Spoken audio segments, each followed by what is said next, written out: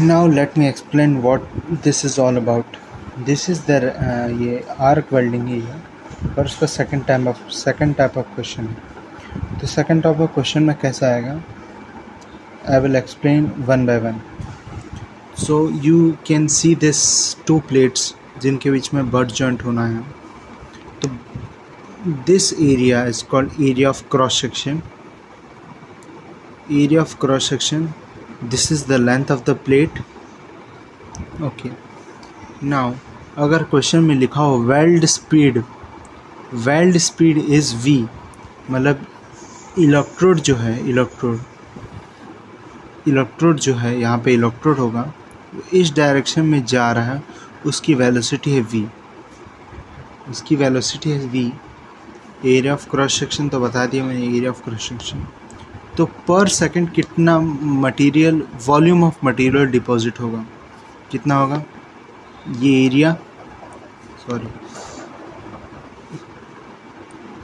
Area into velocity. एक second, area into velocity, तो ये आएगा मिलीमीटर क्यूब पर सेकंड. तो इतना मटेरियल डिपॉजिट होगा पर second on this plate, this gap. अभी मटेरियल आएगा कहाँ से, ये मटेरियल आएगा इलेक्ट्रोड से.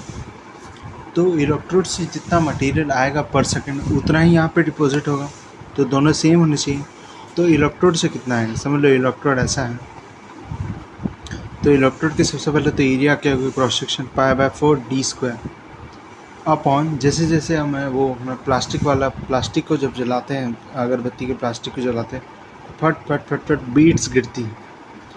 तो समझ लो पहले ये टुकड़ा इतना पिघल के गिरा, फिर ये टुकड़ा पिघल के गिरा, यही इतना ही टुकड़ा डिपॉजिट होगा यहाँ पे. तो आएगा फीड रेट, इसको बोलते हैं फीड रेट. ये जो हाइट है जितना गिरेगा उसे बोलेंगे फीड रेट. फीड मतलब पर सेकंड कितना लेंथ ऑफ इलेक्ट्रोड पिघलेगा, उसे बोलते हैं फीड रेट. तो ये भी एक मिलीमीटर क्यूब पर सेकंड ही है, वेलोसिटी की तरह ही है. तो ये दोनों इक्वल होने चाहिए, मतलब जितना डिपॉजिट होगा उतना ही यहाँ से मेल्ट होगा, उतना ही डिपॉजिट होगा. तो F π/4 d² is equal to area into weld speed. Electrode की देख, फीड रेट जो है वो इलेक्ट्रोड की इस डायरेक्शन में है, मतलब नेगेटिव z डायरेक्शन में, और वेल्ड स्पीड जो है वो इलेक्ट्रोड की स्पीड है इस डायरेक्शन में, पॉजिटिव x डायरेक्शन में, ये x डायरेक्शन में. Now there is means all the question जो बनेंगे वो सब कॉमन सेंस से बनेंगे, so no need to worry. Heat input per unit length, this is the question asked. वो बात नहीं, हम पहले फॉर्मूला देखते थे, उसको अपने आप बन जाएगा.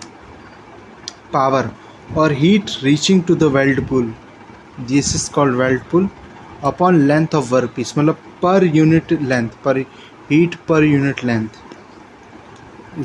Heat reaching to the weld pool VI, क्योंकि ये कहाँ से आएगा, ऐसे कुछ आएगा.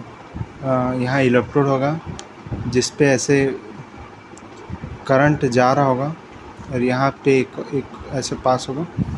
तो ये वही वाला है, ऐसे लगा होगा. तो यहाँ से VI आ रहा है, VI यहाँ मेल्टिंग एफिशिएंसी ये सब आएगा. तो वेल्ड पुल पे कितना पहुँच रहा है, वही वो क्या बोलते हैं उसे, हीट ट्रांसफ़र एफिशिएंसी से भी कुछ होगा. Heat transfer efficiency into VI upon length of the workpiece. Length of the workpiece अगर नहीं दिया है तो वेलोसिटी ऑफ वेल्ड या वेल्ड स्पीड से भी हो जाएगा काम, पर यूनिट अलग आएगा फिर उसका. So this was about this.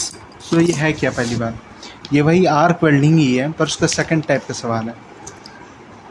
दो प्लेट के बीच में गैप होगा, गैप में मेटल गिरेगा, ऊपर से गिरेगा इलेक्ट्रोड की वजह से. वो मटेरियल इलेक्ट्रोड का भी पिघल सकता है, या फिर मेटल शीट इटसेल्फ का भी पिघल सकता है. ज़रूरी नहीं कि वो ऊपर से आए, पर कंसिडर करना ऊपर से गिरा, तब आसान रहेगी अंडरस्टैंडिंग.